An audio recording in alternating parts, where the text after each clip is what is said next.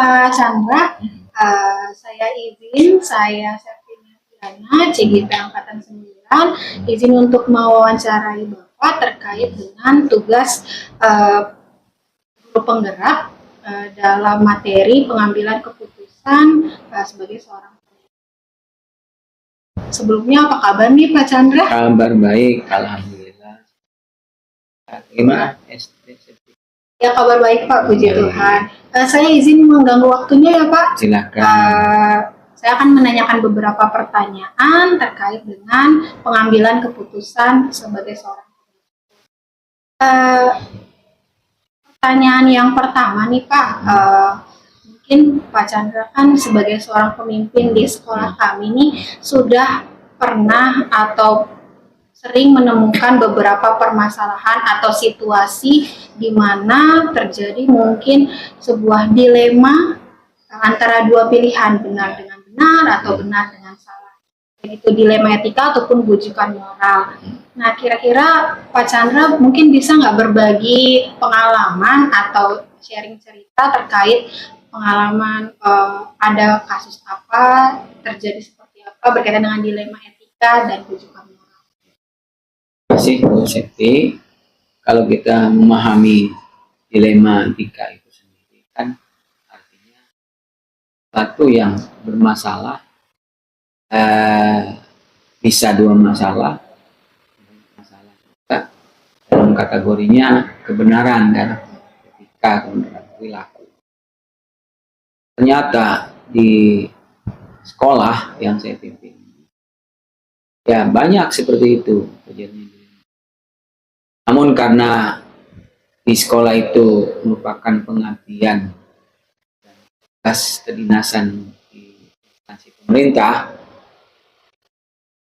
saya selaku pemimpin harus mengambil atau mencari solusi untuk yang terbaik menyelesaikan suatu dilema etika tersebut, ya, atau kaitannya dengan moral. Bujukan moral. Bapak mungkin bisa menceritakan salah satu permasalahan di mana situasinya antara dilema etika ataupun bujukan moral. Seperti saya pernah alami terhadap guru kami di sekolah ya. Ada kalanya terdapat melanggar disiplin ya. Mau tidak mau kita akan tegur lisan. Ulangi lagi dengan tulisan, tegur tulisan. Ya kita tegur hukuman. Contohnya yang pernah terjadi ya, apabila terjadi kita mendapati oknum guru itu merokok, ya, parkir, bawa kendaraan bermotor tidak pada tempatnya, kita tetap menjunjung tinggi etika yang ada di sekolah atau tata tertib sekolah yang ada. Nah, sekolah ini bagian dari pendidikan.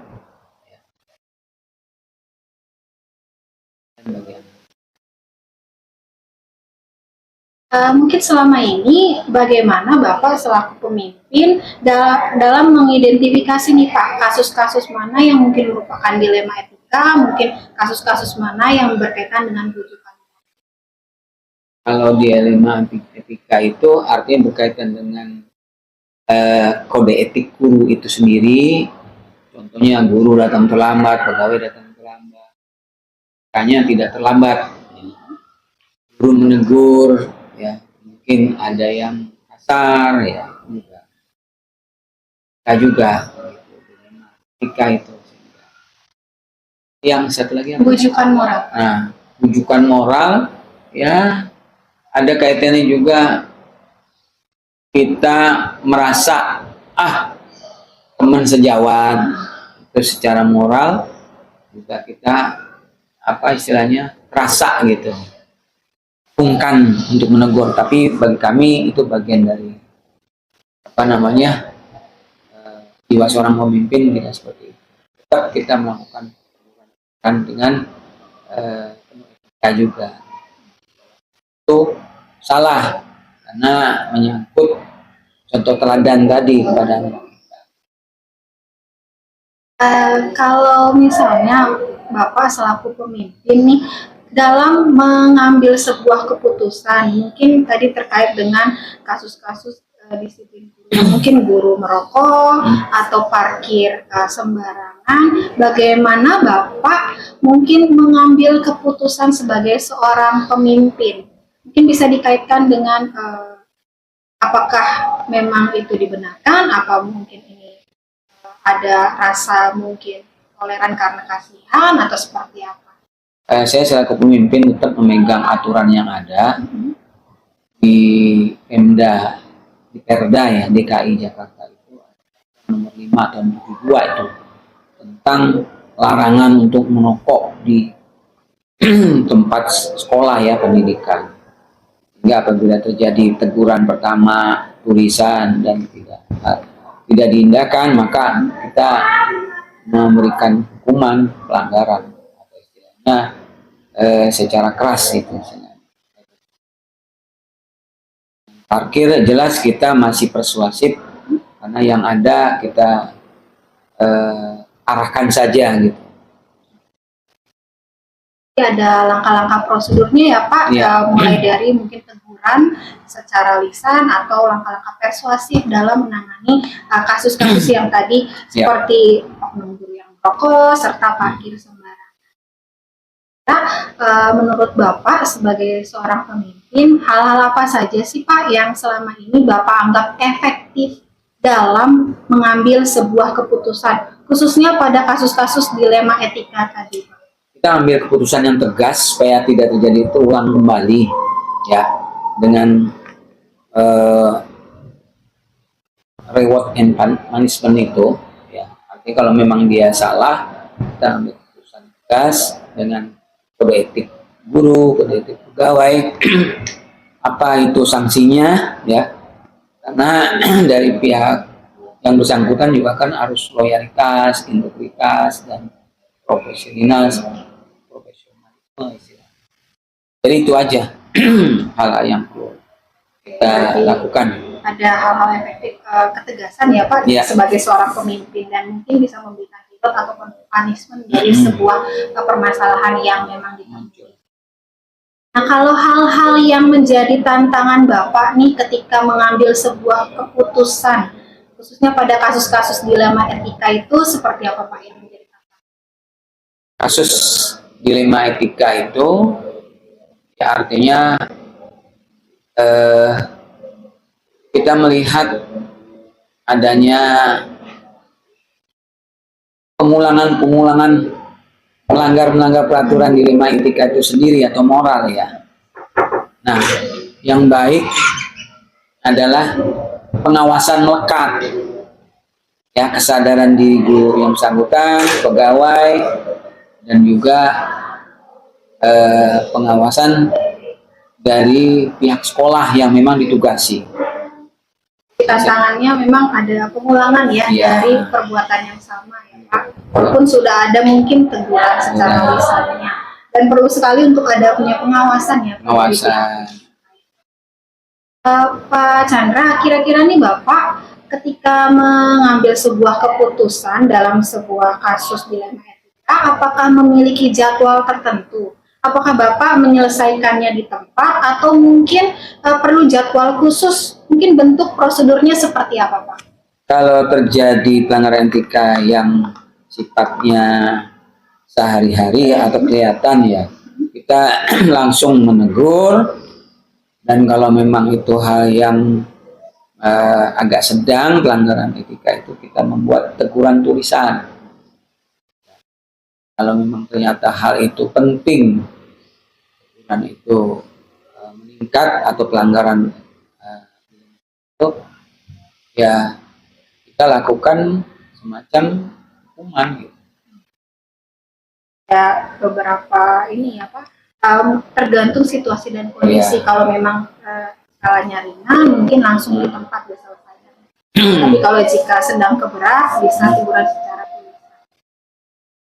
Pertanyaan berikutnya Pak, apakah ada seseorang atau faktor-faktor lain yang membantu Bapak selama ini dalam pengambilan keputusan, khususnya pada kasus dilema?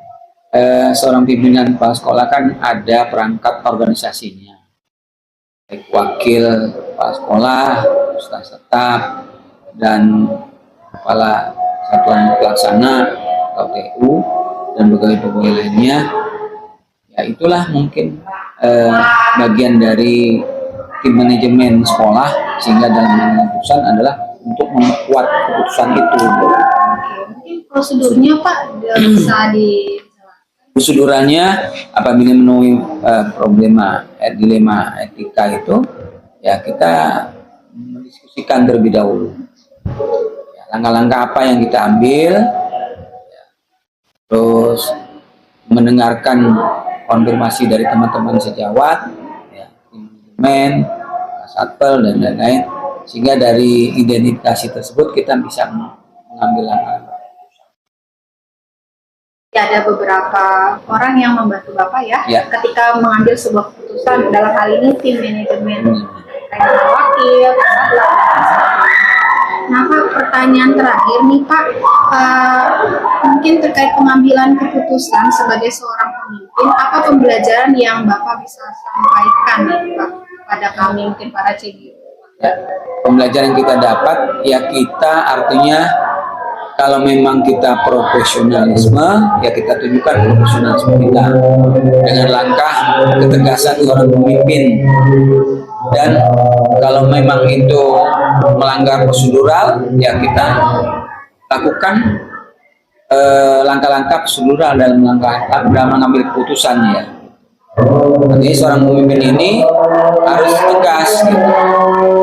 Harus fleksibel juga dan profesionalisme, serta tidak lupa berkolaborasi. Ya, berarti ada 4 poin ya Pak, ketegasan, profesional, Pak. Mungkin itu saja pertanyaan dari saya. Terima kasih atas waktunya Pak. Mohon maaf mengganggu.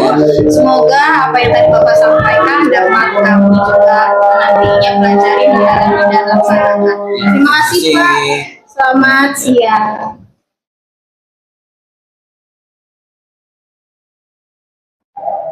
Selamat siang, perkenalkan saya Septi Median SPD, calon guru penggerak Angkatan 9 dari Jakarta. Pada kesempatan hari ini sangat berbahagia karena saya ditemani oleh Bapak Kusnadi MPD selaku Kepala SMP Negeri 111 Jakarta. Dalam kesempatan hari ini saya akan melakukan wawancara dengan Kepala SMP Negeri 111 Jakarta dalam kegiatan modul 3.1 pengambilan keputusan sebagai seorang pemimpin. Selamat siang Pak Kusnadi. Selamat siang Bu Septi, baik, alhamdulillah sehat. Pak, puji Tuhan kalau sehat. Mohon maaf Pak mengganggu waktunya. Saya izin untuk melakukan wawancara kepada Bapak terkait dengan tugas guru penggerak dalam materi pengambilan keputusan seorang pemimpin. Apakah Bapak berkenan ada waktu? Monggo silakan. Baik, mungkin di dalam wawancara ini saya akan menanyakan beberapa pertanyaan.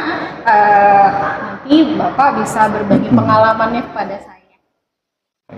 Untuk pertanyaan pertama nih Pak, Bapak sebagai pemimpin, kira-kira mungkin pernah nggak Pak mengalami suatu situasi di mana terjadi dilema atau bujukan moral? Mungkin Bapak bisa berbagi pengalaman kepada kami terkait mungkin permasalahan dilema etika dan bujukan moral yang terjadi di sekolah. Baik, kaitannya dengan permasalahan yang dialami oleh seorang pimpinan dimanapun sekolahnya pasti ada dan pasti beraneka warna itu. Dan ini menjadikan kepala sekolah itu kaya akan cara bagaimana kalau menghadapi anak yang masalahnya seperti ini. Itu biasanya kepala sekolah itu banyak cara itu, karena memang berdasarkan pengalaman ya. Jadi kepala sekolah dalam menangani kasus tidak hanya dengan satu cara, tapi banyak cara yang dilakukan kepala sekolah ketika anak-anak para siswa tentunya itu mungkin melakukan pelanggaran yang siswa itu nggak sadar bahwa itu menyimpang dari tata tertib sekolah.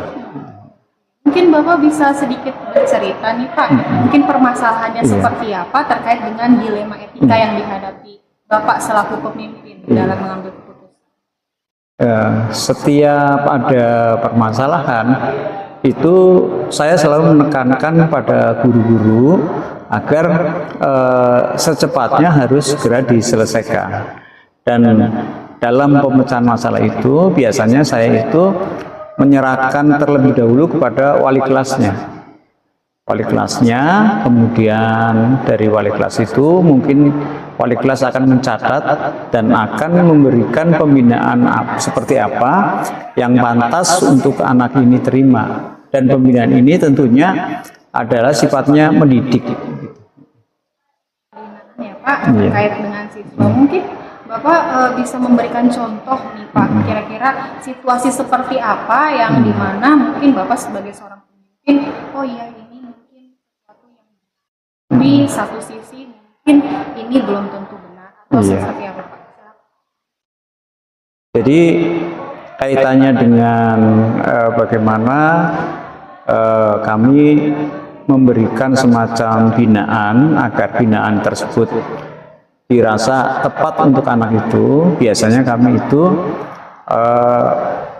menanyakan terlebih dahulu kepada wali kelasnya atau guru BK, sebenarnya anak ini pernah melakukan kesalahan apa saja yang menyimpang dari tata tertib yang kita miliki.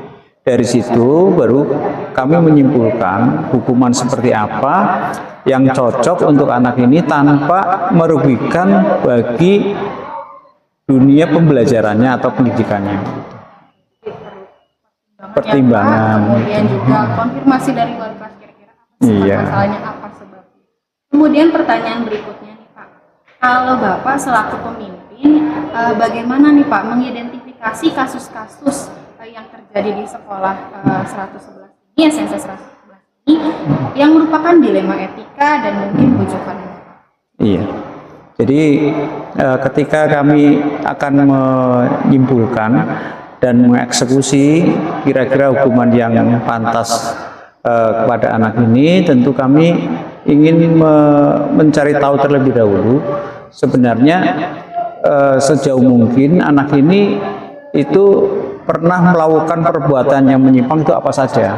Jadi dari situ kami baru serta teman-teman wakil atau guru BK dan wali kelas nanti bisa memberikan pendampingan yang tepat bagi anak tersebut, sehingga mudah-mudahan dengan pendampingan itu anak itu di kemudian hari tidak melakukan lagi. Dan biasanya kami itu melakukan seperti itu tidak serta-merta, tapi memang ada langkah-langkah tertentu sehingga bagi anak tersebut tidak merasa bosan dan tidak merasa dimarahi atau dihukum oleh sekolah. Tidak merasa dirugikan ya Pak, jadi melalui beberapa langkah-langkah serta pendamping. Pertanyaan berikutnya, ketika Bapak mengambil sebuah keputusan terkait dengan kasus-kasus dilema etika tersebut, kira-kira apakah selalu mempertimbangkan nilai-nilai kebajikan yang ada? Iya, betul. Jadi ketika kami menetapkan memberikan sanksi yang tepat untuk anak ini kan sifatnya kita mendidik ya, bahwa apa yang kita lakukan sejauh mungkin itu sifatnya harus mendidik, dan tentunya itu memberi keuntungan bagi anak tersebut.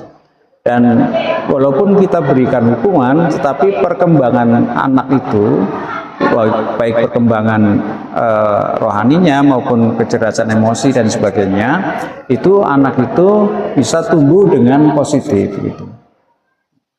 Harapannya tumbuh dengan positif ya Pak, dengan segala permasalahan mungkin yang terjadi pada diri. Kalau langkah-langkah atau prosedur seperti apa sih Pak yang Bapak biasa lakukan ketika mengambil sebuah keputusan dalam sebuah permasalahan yang terjadi di sekolah?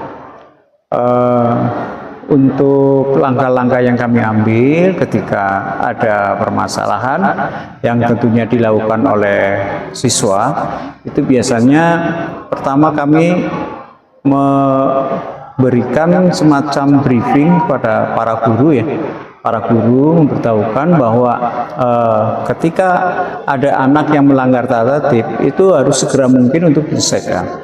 Kalau tidak bisa, kami minta kepada guru tersebut untuk melaporkan kepada wali kelas. Dan wali kelas terus berjalan sampai dengan ke guru BK, kemudian wakil, dan terakhir kalau memang anak tersebut sudah terasa tidak mampu diusahakan di sini, itu biasanya diserahkan kepada kepala sekolah, dan kepala sekolah melaksanakan kegiatan visitasi ke rumah siswa tersebut. Berarti diawali dari briefing kepada seluruh guru ya Pak, iya. dan tahap berikutnya guru BK, wali kelas, hingga yang paling tinggi mungkin permasalahan itu sudah mungkin sulit, rumit ya, rumit. ke kepala sekolah. Kemudian nih Pak, adakah hal-hal yang Bapak anggap efektif ketika mengambil sebuah keputusan, khususnya pada kasus-kasus dilema etika? Iya, betul. Jadi kami sejauh mungkin itu biasanya di samping kami melibatkan warga yang ada di sekolah, baik guru, kepala sekolah, guru BK, wali kelas, kami juga tidak lupa memanggil orang tua supaya orang tua juga paham ketika sekolah memberikan keputusan untuk memberikan semacam sanksi kepada anak yang melanggar tata tertib, itu orang tua mudah-mudahan diberikan pemahaman, orang tua mengerti dan menerima apa yang diberikan sekolah terhadap anak tersebut. Misalnya ketika anak itu diberikan hukuman skorsing, maka orang tua dengan sukarela mengikuti apa yang sekolah putuskan. Berarti tetap ya Pak harus berkoordinasi, kolaborasi antara warga sekolah dengan pihak orang tua dari siswa. Kemudian Pak, hal-hal yang mungkin menjadi tantangan Bapak nih selama mengambil keputusan pada kasus-kasus dilema etika itu seperti apa? Ya, betul.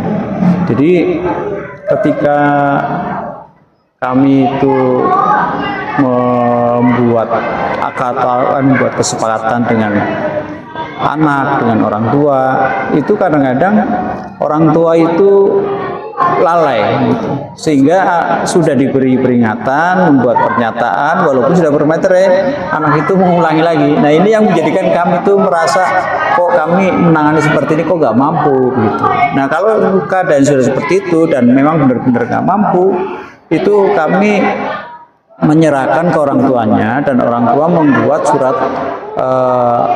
pengunduran diri, walaupun hanya sebagai peringatan ya, membuat surat pengunduran diri, tapi tidak ditantangani, dengan catatan, dengan harapan anak ini mengerti bahwa anak ini kalau melanggar lagi maka akan dijadikan sekolah yang baru gitu. Jadi memang tantangannya kerjasama dengan pihak orang tua ya Pak. Dan kadang-kadang sudah diberi peringatan, anak itu mengulangi lagi. Pertanyaan berikutnya nih Pak, adakah mungkin dari Bapak membuat jadwal tertentu dalam menyelesaikan kasus dilema etika? Apakah langsung menyelesaikan di tempat atau ada jadwal khusus? Bentuk dan prosedurnya mungkin seperti apa? Iya. Jadi secara umum jadwal ini sebenarnya tidak baku ya, tetapi kami memberikan satu pedoman kepada semua guru bahwa penanganan terhadap anak yang memiliki kasus itu biasanya kami melakukan 4 tahap, dan tahap terakhir, tahap keempat itu tahapan yang harus ada keterlibatan kepala sekolah untuk mengadakan visitasi ke rumah. Jadi secara lengkap data yang akan digunakan sebagai upaya pemberian sanksi kepada anak mudah-mudahan lengkap, dan ketika lengkap pun kami masih berusaha untuk memberikan perhatian ataupun perhatian kepada orang tua agar benar-benar orang tua mau mendampingi anak, melakukan pendampingan ketika anak belajar di rumah. Jadi kami memang dalam mengambil keputusan itu tidak serta-merta gitu. Jadi tahapan-tahapan dari mulai guru, wali kelas, kemudian guru BK, wakil, kemudian kepala sekolah terakhir. Tidak langsung diselesaikan ya Pak, ada beberapa tahap yang harus dilalui. Pertanyaan berikutnya, Pak, Ada nggak Pak mungkin seseorang atau faktor-faktor yang mempermudah dan membantu Bapak dalam mengambil sebuah keputusan? Iya. Jadi itu dalam sekolah itu namanya tim ya. Tim yang biasanya kami berdayakan ketika kami mengadakan konferensi kasus.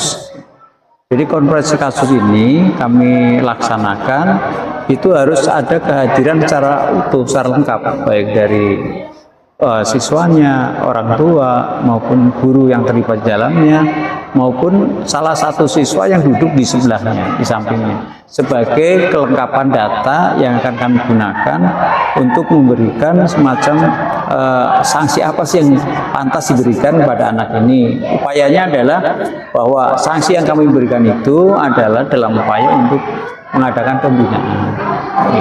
Iya. Jadi tidak sendirian ya Pak. Iya. Tim ya. Ya, mulai dari siswa, orang tua hingga. Iya.